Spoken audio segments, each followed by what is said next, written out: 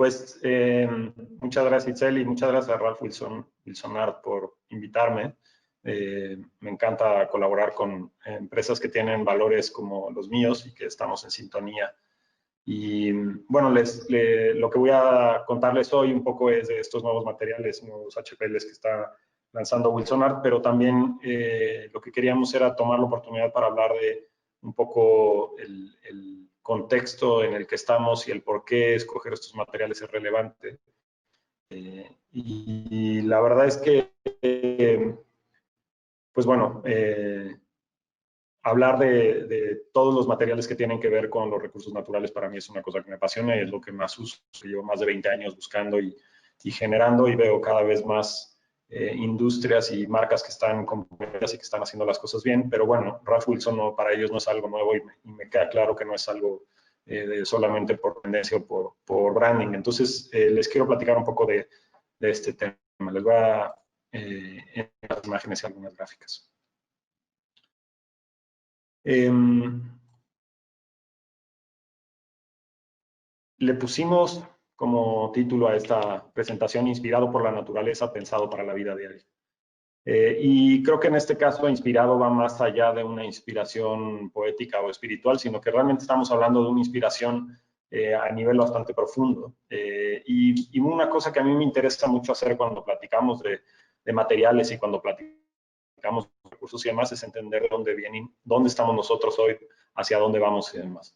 Entonces voy a tomar unos minutos de esta presentación para hacerles un poco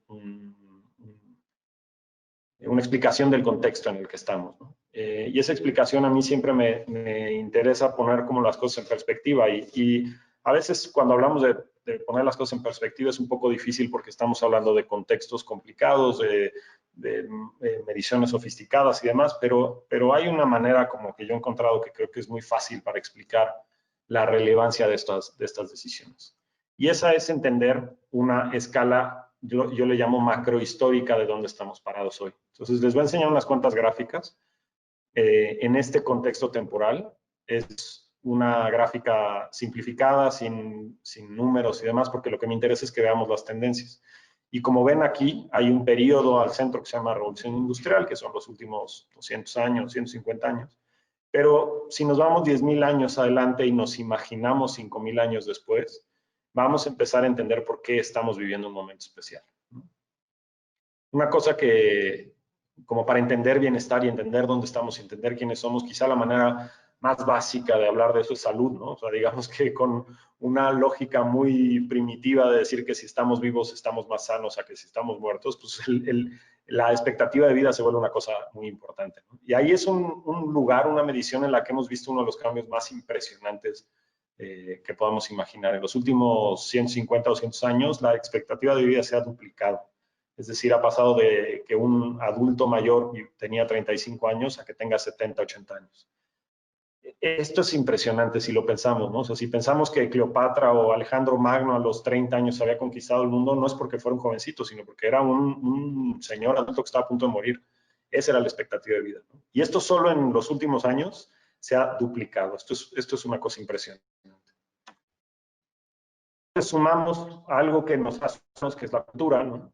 Quizá la manera más básica para medir cultura es alfabetismo, saber leer y escribir.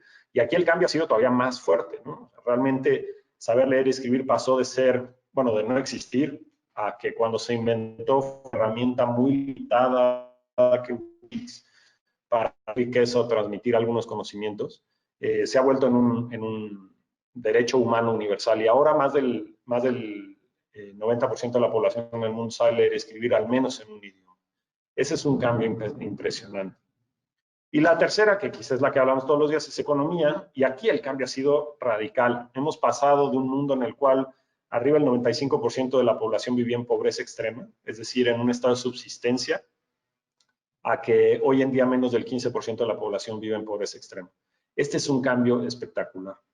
Y realmente casi cualquier medición que pongamos aquí va a seguir estas mismas curvas. Así como hemos pasado de ser un mundo pobre, inculto y enfermo de alguna manera, hemos pasado a ser un mundo rico, sano y tremendamente culto. Pues hay muchas otras mediciones que podríamos usar, ¿no? Educación, Porcentaje de la población en la educación básica, pues también ha explotado en los últimos 150 años. Porcentaje de la población que vive en estados democráticos, también estamos ya arriba de la mitad de la población del mundo, cuando antes de la revolución industrial, pues casi todo eran autocracias o monarquías. Vacunas para las enfermedades controlables como la poliomielitis o el sarampión, también ya la vacunación universal es muy grande. Es decir, casi cualquier unidad que utilicemos o campo que usemos para medir, vamos a ver un cambio similar. Prácticamente todos los que pongamos en relación al ser humano y a la cultura van a tener un cambio positivo. A los últimos 150 o 200 años, para el ser humano han sido una maravilla. Hemos tenido un beneficio con el cual nuestros antepasados solo podían soñar. Ahora, esto está en un contexto más grande. La primera cosa que sucede cuando pues, el mundo puede acceder a medios de salud y tiene más cultura y tiene mayor longevidad, pues lo que pasa es que la población aumenta y hemos pasado de menos de 1.000 millones de habitantes a más de 7 millones de habitantes. Todos estos habitantes tenemos esta costumbre de comer 3 veces al día y eso significa que algo hemos comido y algo hemos utilizado, ¿no? Y eso, una manera de medirlo es la huella ecológica, que es una manera de medir consumo de recursos. Y nuestro consumo de recursos pues ha explotado. O sea, realmente no solo porque somos más, sino porque somos más ricos, hemos consumido muchísimos más recursos que antes. Y esto ha sobrepasado lo que se conoce como la biocapacidad. Esa línea punteada que aparece en medio de la pantalla mide o representa la biocapacidad planetaria. La biocapacidad es la capacidad que tiene un ecosistema de regenerarse y de, si tú sacas un recurso de ese ecosistema, que se vuelva a generar. Más o menos en 1976 se calcula que fue el primer año en el cual el ser humano, la población en su conjunto, consumía más de lo que producíamos. Y a partir de entonces hemos estado en una carrera en la que cada vez el planeta tiene más problemas porque no se puede regenerar al ritmo que estamos consumiendo. Eso nos lleva quizá a una de las mediciones, quizá el dato deprimente de la noche serían estos dos siguientes datos que les voy a dar. Uno es la población de otras especies. Así como la población del ser humano se ha multiplicado por 7 o 8 en los últimos 150 años, la población del resto de las especies ha bajado brutalmente. Hay una cosa que se llama el Living Planet Report, que mide justamente eso, y mide un 60% de reducción en esa abundancia en los últimos años. Esto es una locura. Claramente esto no es una cuestión generalizada, no todas las especies pasan por lo mismo. Hay algunas especies que han crecido igual que nosotros, como los pollos, los cerdos, las vacas, los pavos, ¿no? Pero la mayoría de las especies han bajado y algunas han bajado al nivel que pues se han extinguido, ¿no?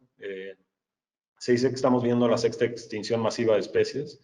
Esto es que en un periodo muy corto de tiempo se extingue la mayoría de las especies en el planeta. Se dice que es la 6ª porque ya ha ocurrido varias veces antes. La última vez que hubo una extinción masiva de especies fue cuando cayó un dinosaurio y cayó un asteroide y mató a los dinosaurios. Imagínense el nivel de impacto que estamos teniendo hoy para tener el mismo impacto que acabó con los dinosaurios. Esto es una cosa brutal. Pero entonces, digamos, aquí ya empezamos a ver que todas estas tendencias para bien y para mal suceden en un periodo muy corto de tiempo y la pregunta es ¿por qué? ¿No? O sea, ¿cómo fue esto? No fue como que un día dijimos, bueno, ya, ahora sí vamos a trabajar y vamos a ser ricos porque antes nadie trabajaba, ¿no? No fue así. En realidad lo que sucedió es que aprendimos a utilizar la energía almacenada en los combustibles fósiles. No los descubrimos porque ya los conocíamos, ¿no? O sea, desde la edad de bronce, cuando quemábamos metales y empezamos a usar carbón, o las lámparas de queroseno, los fenicios, o sea, hay antecedentes del uso, pero no necesariamente de al usar esos combustibles fósiles transformarlos en energía. Cuando inventamos eso, logramos una productividad inusitada. Y esto también es una muestra de genialidad. O sea, esto por sí mismo no necesariamente es malo. O sea, imagínense que antes de la revolución industrial, para sacar aguas de las minas se necesitaba el trabajo de 200 caballos y la máquina a vapor de John Watt, con una sola persona paleando carbón a esa máquina, podía generar el mismo trabajo.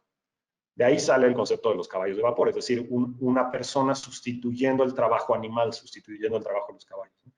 Entonces, bueno, esto nos generó una productividad brutal y con ello riqueza, consumo, digamos, de estos recursos no renovables, de estos recursos fósiles, de estos combustibles, permitió una productividad enorme, generar muchísimo más por la misma cantidad de trabajo.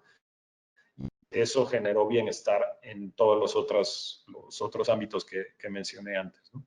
Obviamente esto ha tenido, ya sabemos, un impacto a nivel de la atmósfera, ¿no? El cambio climático y mucho del calentamiento global y demás viene del consumo de estos combustibles fósiles, ¿no? No exclusivamente y cada vez menos. Ahora el cambio climático no solo son los combustibles fósiles, sino también el deshielo y los problemas que eso genera, el derretimiento del permagel en la tundra, etcétera, ¿no? Hay muchos otros factores. Pero bueno, ¿qué es lo que estoy tratando de explicar aquí? Creo que ya saben para dónde va esto, pero pues a dónde vamos es esta gráfica. Es decir, estamos viviendo una excepción macrohistórica. Durante milenios, el ser humano vivía en un planeta que era exactamente igual al planeta de sus padres y exactamente igual al planeta que iban a heredar sus hijos. Fueron miles y miles y miles de años en los cuales el planeta era el mismo.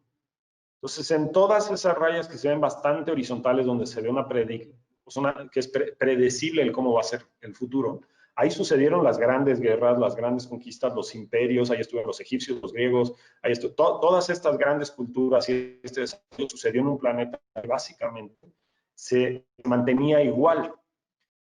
Y lo que sucede en los últimos 150 años, 200 años, es que hay un cambio radical. Ahora, adivinar qué va a pasar en el futuro se vuelve una cosa muy complicada. Digamos, alguien que vivía en el 5000 antes de Cristo, ¿no? Saber cómo iban a vivir sus hijos era pues muy sencillo.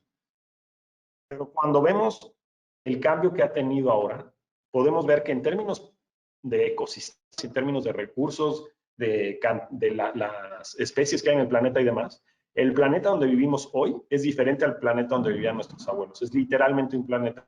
La composición atmosférica es otra. Las especies del planeta son otras. Entonces, estamos viviendo en un momento realmente único. Y eso nos lleva a muchas cosas. Una de ellas, quizá creo que la más importante, es entender que cualquier predicción que hagamos ahorita va a ser un poco un tiro al aire, porque hay gente que se dedica a decir cómo va a ser el futuro, pero normalmente se dedica a decir cómo va a ser el futuro en solo una de las áreas o uno de los sectores que acabo de mencionar. Es decir, si le preguntamos a Jeffrey Sachs, un gran economista, qué opina de la pobreza extrema, él dice que la pobreza extrema se va a acabar en 15 años. Pero si le preguntamos a un biólogo que dice que estamos extinguiendo masivamente las especies y que no vamos a tener literalmente especies para comer o para subsistir, o un cambio climático que dice que se van a inundar todos los mares del mundo, van a aumentar su nivel, pues entonces se vuelve un poco difícil encontrar un punto medio entre acabar la pobreza extrema y no tener recursos para comer. Es decir, la predicción se vuelve difícil.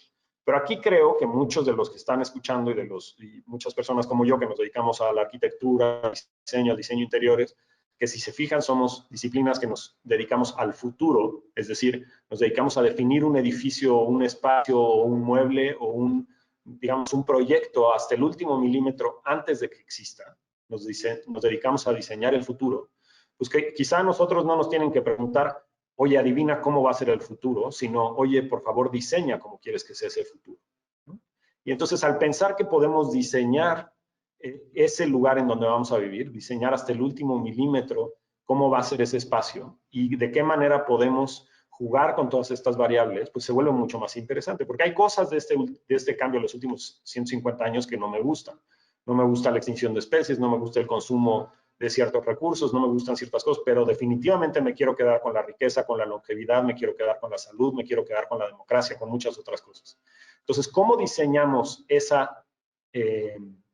digamos, esa imagen de futuro, que todo el mundo se enamore de ella y que diga, quiero vivir en ese lugar que diseñaron, de una manera que conserve lo que nos gusta y que elimine lo que no nos gusta? Esa es la gran pregunta. Ahora, hoy estamos hablando de recursos, estamos hablando de materiales, estamos hablando de cosas que nosotros utilizamos y especificamos. Y aquí me gustaría hacer un poco un zoom en los últimos 100 años, 120 años, ¿no? Esto es Estados Unidos, porque no tengo esta división para México, pero la realidad es que en casi todo el mundo industrializado esta división es más o menos la misma, en el cual vemos cómo se han consumido los recursos en los últimos 120 años. Y podemos ver que pues, el consumo en términos de volumen, de cantidad, pues ha explotado, ¿no? Realmente está medido en millones de toneladas métricas y estábamos en más o menos 180 millones de toneladas métricas a principios del siglo XX, y ahora estamos, pues, o sea, en una explosión, ¿no? Ahora, si vemos esta división, tenemos materiales de construcción, minerales industriales, metales reciclados, metales primarios, orgánicos no renovables, y al final tenemos productos del bosque. Es decir, si yo traduzco esta gráfica a qué es renovable y qué es no renovable, nos damos cuenta que el gran consumo de materiales que ha tenido la humanidad en los últimos 100 años ha sido materiales no renovables. Algunos de estos materiales no renovables no son muy problemáticos, es decir, cuando estamos haciendo algo de vidrio soplado, pues el vidrio viene del sílice, que es uno de los materiales más abundantes en la corteza terrestre, que no se nos va a acabar en ningún momento cercano y que no hay mucho problema. Sin embargo, hay otros recursos no renovables que sí se acaban, ¿no? Desde, evidentemente, los mismos combustibles fósiles que nos permiten estar hoy con la comida que tenemos hoy, hasta algunos otros metales mucho más complejos, algunos otros minerales más complejos, que realmente sí hay un problema de que se nos terminen, de que se acaben y no tengamos dónde tenerlos. Ahora, en los materiales renovables que están abajo, pues básicamente son aquellos que parten de un proceso biológico. Y de eso es de lo que estamos hablando hoy. Por eso es por lo que a mí me interesa mucho entender esto. La sustentabilidad, el hacer algo sostenible es de manera así como muy... La definición más básica es que para ser sostenible o sustentable tenemos que consumir recursos hoy que se puedan conseguir mañana, o que no comprometamos la capacidad del planeta de regenerar esos recursos. Eso significa que todo este consumo que vemos en la lámina, para que fuera sustentable, tendría que todo ser renovable o que todo estuviera siendo reciclado. Y eso definitivamente no sucede. Ahora, otra cosa que vemos en esta gráfica y que me parece muy importante puntualizar es que ese crecimiento que vimos en los diferentes rubros de materiales no sucede con los renovables.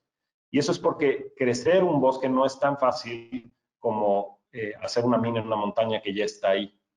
Crecer la productividad de estos recursos renovables no ha sido tan fácil. Y sobre todo, hay que entender que muchas veces por usar recursos renovables, de la manera en la que lo estamos usando, los hace efectivamente no renovables. Es decir, nos dedicamos a especificar en nuestros proyectos madera como el ébano africano, que es una madera preciosa, dura, excelente, que logras un brillo espectacular, un color negro muy profundo, pero que un árbol de ébano se tarda muchos cientos de años en crecer y que es muy complejo tener. Pues es muy difícil tener un consumo responsable de esa madera y rápidamente se comporta con un material no renovable. Es decir, a pesar de que técnicamente podamos plantar ébano, pues no sucede, porque no es viable hacerlo por el periodo de tiempo que toma crecer esos recursos. Ahora, en ese sentido, lo que creo que tenemos que entender también es que en ese uso de recursos renovables, tenemos que entender que es un uso correcto de esos recursos, ¿no? Hemos leído, seguramente todos han estado muy pendientes y han visto todas estas noticias de, por ejemplo, la terrible deforestación que ha sucedido en el Amazonas en los últimos años, sobre todo a partir de la entrada del último gobierno en Brasil. Esto ha explotado mucho.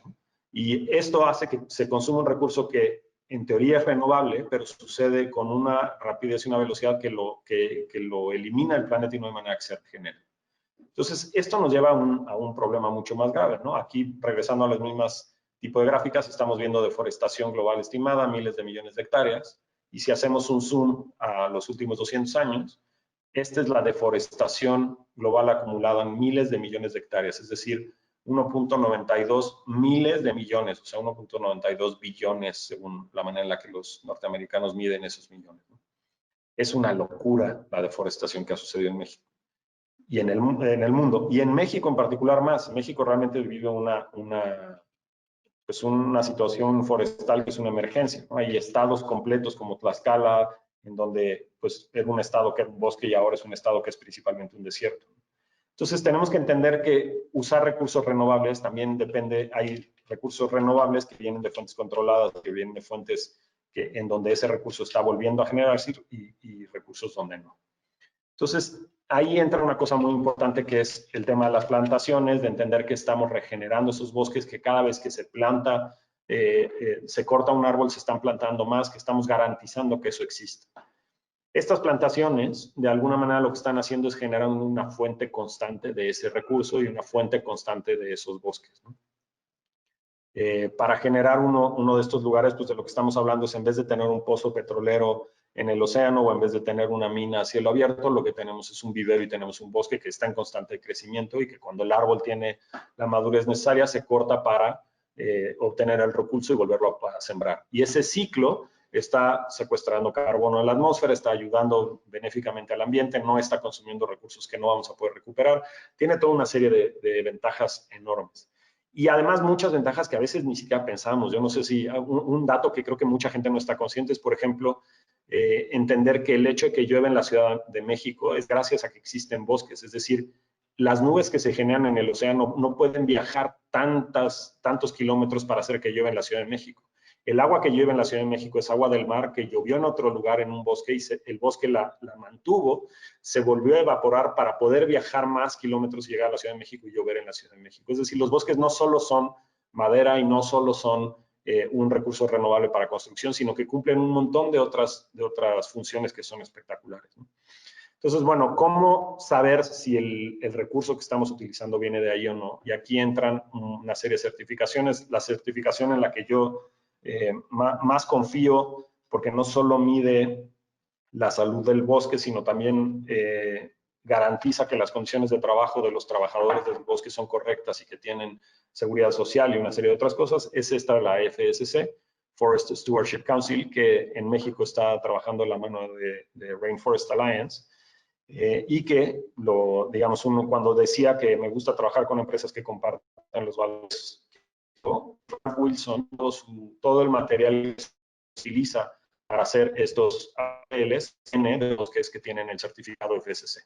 Es decir, el papel que se utiliza para hacer HPL que le compramos a Ralph Wilson viene de bosques que son trabajados sustentablemente, que son bosques que están certificados, que son plantaciones en crecimiento. Es decir, al nosotros especificar este material, estamos contribuyendo a que los materiales que se utilicen sean renovables y que sean renovables de una manera responsable, es decir, que realmente esté sucediendo eso.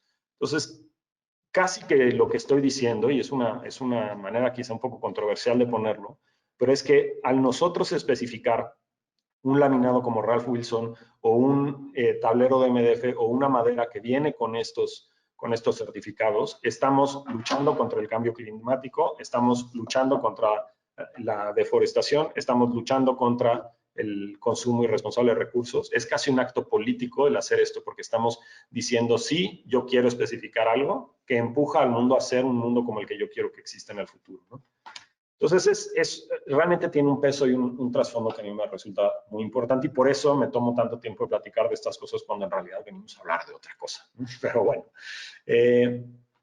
aquí, digamos, creo que muchos de ustedes recibieron, voy a apagar la presentación un momento ahora, pero creo que muchos de ustedes, no sé si están viendo mi cámara, creo que sí.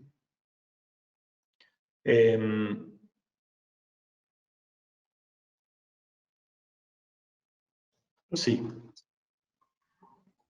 Sí, Emiliano, te estamos viendo. Perfecto. Creo que muchos de ustedes ya recibieron esto, no sé si todos, pero son las muestras de los nuevos lanzamientos. Un poco lo que platicábamos con Itzel es que, digamos, yo tengo en la presentación y ahora las verán algunas imágenes de estos materiales y de sus aplicaciones, pero la verdad es que no es lo mismo que tenerlo en la mano.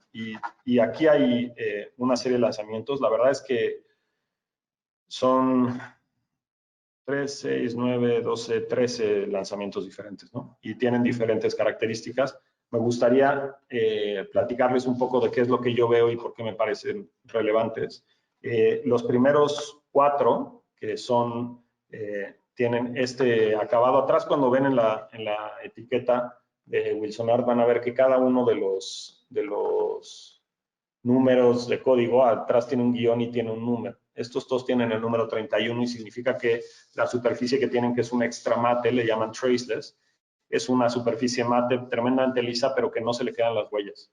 Es decir, si como todos tenemos las manos con un poco de grasa o un poco de algo, al pasarlo sobre esto no se queda brillante y no se queda como esa sensación de que no está bien limpio o que no está, digamos, que no lo trataron con cuidado, ¿no? Entonces, bueno, tenemos estos. La verdad es que en vivo lo van a ver y se ve, es mucho más interesante y más más impresionante esta situación del tracelet. Lo ves en el catálogo y lo ves en las fotos y pues parece cualquier cosa, pero realmente entender que inclusive, por ejemplo, en una de estas que se llama Smoky Velvet, que es el más oscuro, normalmente en una melamina o en un HPL o en un tablero negro, si tú tocas con las manos sucias, se queda una marca como de grasa y esto no sucede, ¿no? Eso es una cosa muy padre. Esto es como, digamos, imita estas maderas que han sido pulidas y pulidas y pulidas hasta un grano muy fino y que permite tener superficies como extra mate, pero tremendamente lisas, ¿no? Hay 4 tonos, que ya los verán ustedes en los diferentes. Está el Acorn, que es como el más cálido quizá en términos de tono. En mi cámara no se va a ver bien, los que lo vean en vivo lo van a entender. El que a mí más me encantó es este que se llama Sesame, es el 15603, que tiene, no es el más clarito de todos, hay uno más, pero que es un tono muy claro, pero que la beta que tiene impresa tiene un carácter muy parecido como a estos fresnos de los muebles como europeos de mediados del siglo pasado. Y luego tenemos uno muy blanco, ¿no? El Ivory Velvet, y este negro que les comentaba, que también me encantó, tiene como una cosa, me parece muy adecuado el nombre, que se llama Smoky Velvet. Van a ver que tiene como estos cambios de tono, y lo impresionante del mate es que no importa la incidencia de la luz, es impresionante eso, realmente, cuando digo, en la cámara no lo van a ver muy bien, pero es impresionante que no importa el ángulo de incidencia de la luz, el grano de la madera siempre se ve. Y eso en interiores, digo, los interioristas ustedes quizá lo sabrán incluso mejor que yo, pero cuando tú tienes un laminado como estos a gran distancia, dependiendo del acabado superficial es que tanto se nota o no el grano de la impresión, ¿no? O sea, como estas vetas de la impresión. Al tener este velvet, realmente garantizamos que no importa el ángulo de incidencia o a qué distancia lo veamos, vamos a tener ese grano como muy visible, ¿no? Ahí lo pueden alcanzar a ver en la cámara. Pero bueno, los invito a que hagan literalmente lo que yo voy a hacer ahora, que es colocar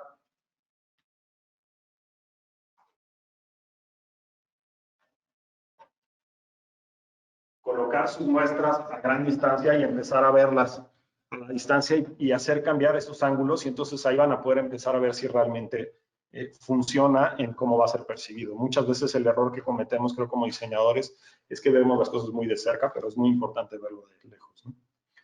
Después están otros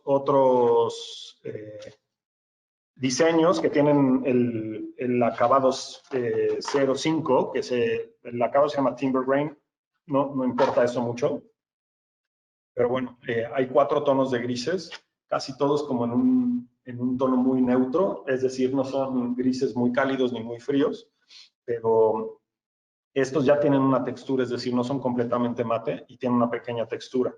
Ese es el 05 que ven en el código de atrás, ese es el tipo de acabado. Este es como el más común en maderas de HPL, y lo que tiene es que en el tacto no es muy rugoso, pero no es perfectamente liso, y eso hace que se siente un poco más natural, por llamarlo de alguna manera.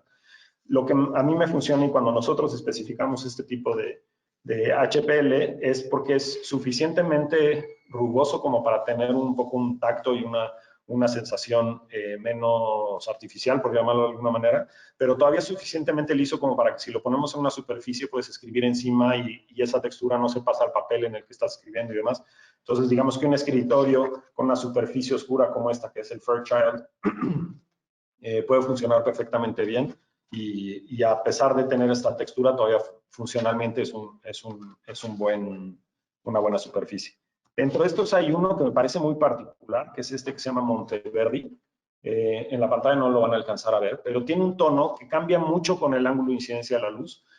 En ciertos momentos se ve, tiene un tono como verdoso, como más vegetal, y en otros momentos se vuelve más cálido. Y eso creo que lo hace muy interesante para un producto que va a tener superficies tanto verticales como horizontales o inclinadas, y entonces eso hace que cuando tú caminas alrededor de ese objeto va a tener un poco de movimiento, es decir, el color mismo va a cambiar y la textura va a cambiar. Y después están otros que tienen una textura mucho más profunda. Es la textura, si lo ven atrás, es el número 79, está ahí, ¿no? El 79 se llama Richwood, y es como mucho más profunda. En la cámara no lo van a alcanzar a ver. Los que ustedes tienen esto, van a ver que si lo ven de frente con una luz difusa, casi no se ve la textura, pero conforme lo giras y el ángulo de incidencia de la luz cambia, vas a dar una textura súper pronunciada. Esto ya es demasiado, por ejemplo, para un escritorio, ya ahí el tema de usabilidad no funciona muy bien, pero para recubrimientos en muros o para situaciones donde la luz va a llegar de una manera extraña o poco controlable, esto funciona muy bien porque lo hace verse mucho más natural. Por decir algo, el back de un mueble de almacenamiento o el back de una barra de un bar que tenga esto, significa que en el ángulo de incidencia de la luz, cuando tú lo veas de lado, vas a ver esa textura y va a parecer una madera natural mucho más a que si fuera, digamos, en esas circunstancias yo jamás usaría un velvet, ¿no? Porque va a haber momentos en los que veas una mancha blanca y no vas a tener la textura, ¿no? Dentro de estos hay se están lanzando dos más o menos oscuros. El más oscuro de ellos es este que se llama The Rainforest, ¿no? Y hay otro, este es con muy poca saturación. Después está otro con mucho más saturación, que es quizá el más cálido de todos los lanzamientos de ahorita, que se llama Randolph Forest. Aquí en la cámara, quizás si lo pongo un poco de lado, van a verlo un poco más naranja. Los que tengan en vivo lo van a ver muy bien. Este es como el más cálido de todos. Y luego hay uno que está muy en tendencia, claramente, que es este se llama Freestone Ash. Estos como fresnos, con mucha textura, con una veta muy marcada, etcétera, ahora están como súper de moda y los han estado usando los últimos 5 años mucho. Lo que me gusta de este es que no es súper exagerado, ¿no? De repente esas texturas empiezan a cansar rápidamente en un proyecto, ¿no? De repente van a un proyecto de un restaurante que sabes que van a remodelar en 4 o 5 años, no importa, pero un lugar que tenga como una longevidad esperada mucho más larga, esas texturas pueden ser problemáticas y ese me gusta por esto, ¿no? Y luego tenemos que es como el más neutro, es un poco oscuro, pero que funciona bien.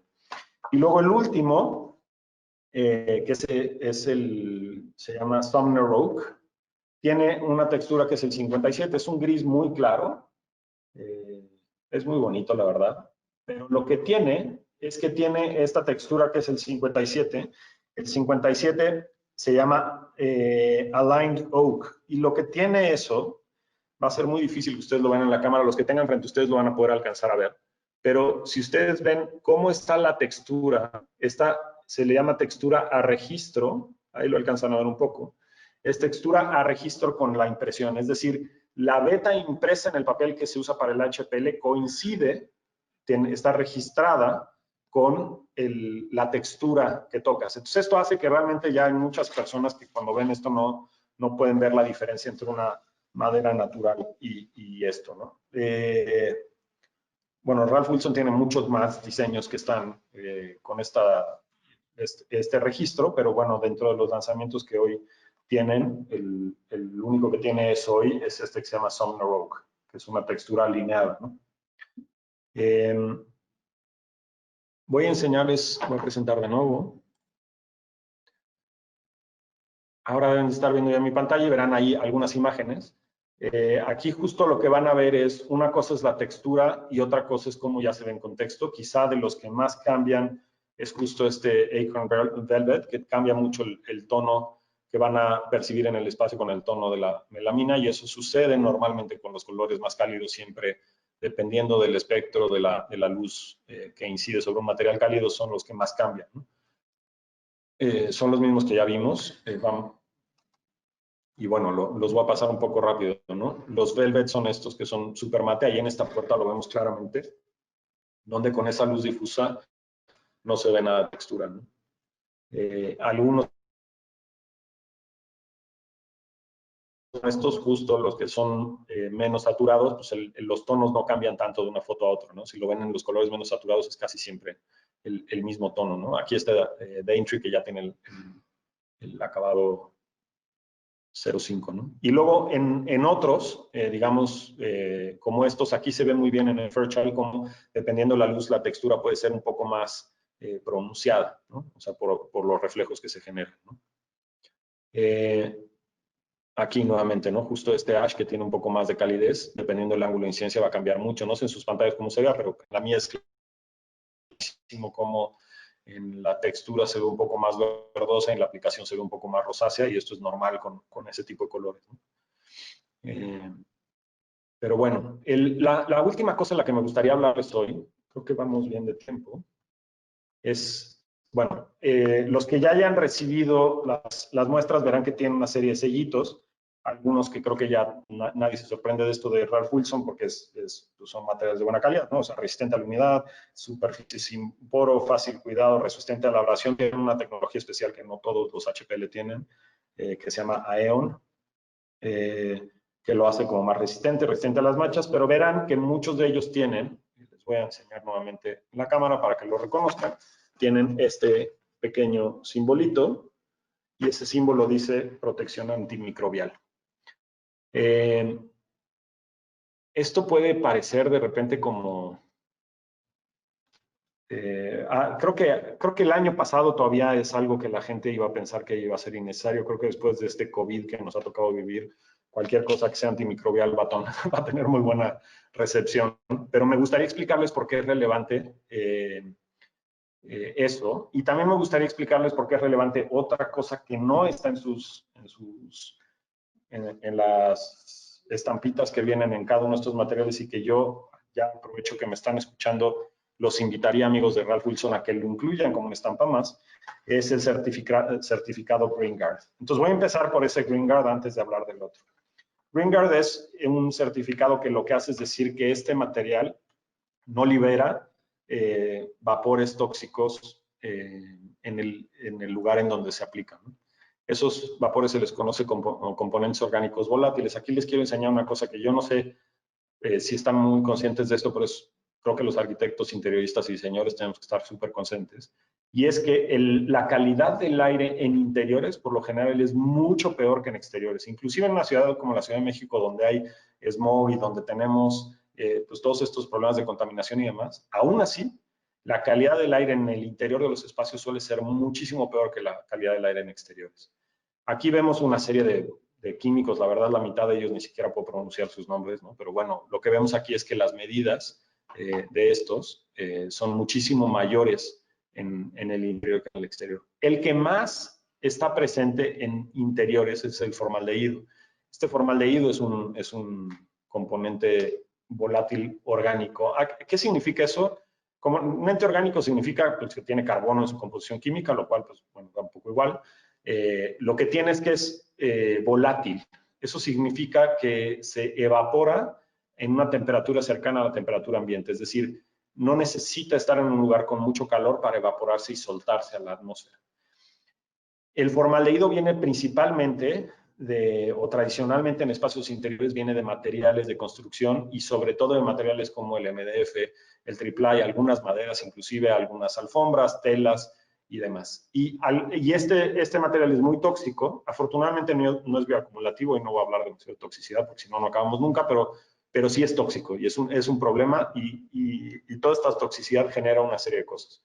Una de las que genera es a largo plazo, pues hay muchos estudios que hacen vinculaciones entre la presencia de estas toxinas en interiores y enfermedades degenerativas o cáncer o ese tipo de cosas en las personas. Entonces es una cosa que tenemos que atender.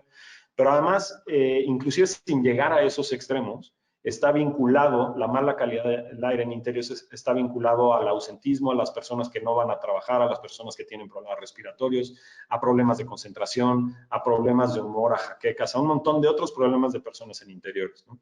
Y siempre me gusta platicar de esto porque creo que es una experiencia que todos, independientemente de su edad, van a recordar, que es estar en alguno de estos laboratorios, les llamaban, o salones de universidad llenos de computadoras y que todo el mundo se estaba durmiendo, ¿no? Y eso no es porque la clase fuera aburrida, todo el mundo se estaba durmiendo porque literalmente nos estábamos envenenando. O sea, la calidad del aire en interior en esos laboratorios, como hay tantas computadoras soltando tantos de estos VOCs, es tan mala que la gente se está durmiendo. O sea, es un problema que realmente es una cosa importante, ¿no? Ahora, una de las fuentes que existía antes mucho y cada vez menos, gracias, entre otras cosas, a los esfuerzos que hacen empresas como Ralph Wilson, es una de las fuentes de formaldehídos eran justo los HPL, los laminados, las melaminas y demás, porque se utilizaba para pegarlos pegamentos que tenían, que soltaban muchos VOCs. Lo que es, digamos, así como existe el FSC para garantizar la proveniencia de la madera, para garantizar que los materiales no liberen estos VOCs, hay una serie de certificados. Aquí, afortunadamente, los certificados casi todos son muy serios y creíbles, no así en las maderas hay unos que son un poco, pues poco creíbles, pero en estos casi todos lo son. El que tiene Ralph Wilson es el certificado Green Guard Gold, que es uno que fue iniciado en Estados Unidos, pero que, bueno, es aceptado en todo el mundo como válido. Y Gold significa, pues, que es muy bueno, ¿no? Básicamente, ¿no? Y lo que hace es que es un producto, es decir, ya no es necesariamente una materia prima, en el sentido de que no está hablando del papel o del pegamento o de la melamina o de la impresión, sino está hablando del producto en su conjunto, de todo el HPL, que está certificado para bajas emisiones de químicos o de VOCs, ¿no? Si nosotros esto lo pegamos en un MDF, por ejemplo, que tenga el mismo certificado, como podría ser, no sé, los MDFs de Tecnotabla o proveedores similares que tienen productos que también cumplen con estas certificaciones, pues entonces estamos colaborando en generar espacios interiores que no tengan todos los problemas de toxicidad derivados de esos VOCs, ¿no? Pues bueno, esto no es poca cosa. Creo que hablando de salud es una cosa que es muy relevante y yo invitaría a Ralph Wilson a evolucionar, que así como ponen estos sellitos, pongan otro que diga bajas emisiones, porque no es realmente poca cosa, ¿no? Y bueno, la última cosa de la que queríamos hablar era justo este tema de COVID. Aquí puse una cita, es una cita que habla de este estudio que hizo el New England Medical Journal, que está hablando del COVID.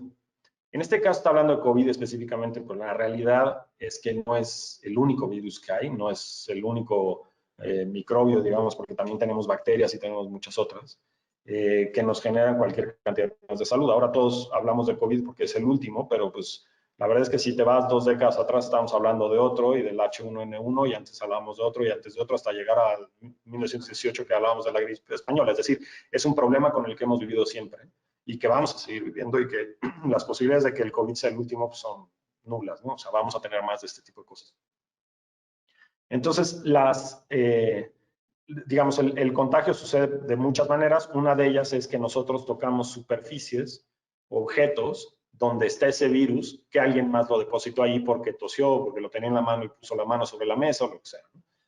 Y dependiendo de esto, dónde esté ese material, estas bacterias o estos virus pueden tener un desempeño muy diferente y pueden vivir mucho más o mucho menos. Justo lo que dice este estudio, habla de que, por ejemplo, en plásticos o en acero inoxidable, puede durar 72 horas el COVID, mientras que en carbón, en cartón puede durar un día, y en cobre, por ejemplo, solo 4 horas.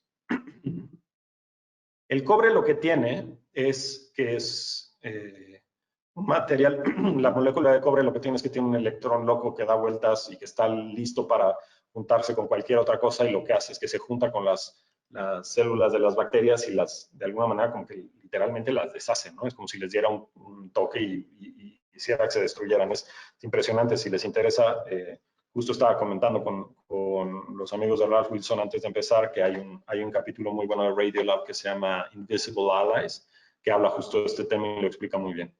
Pero bueno, esto sucede con el cobre. No es el único material que hace eso, y en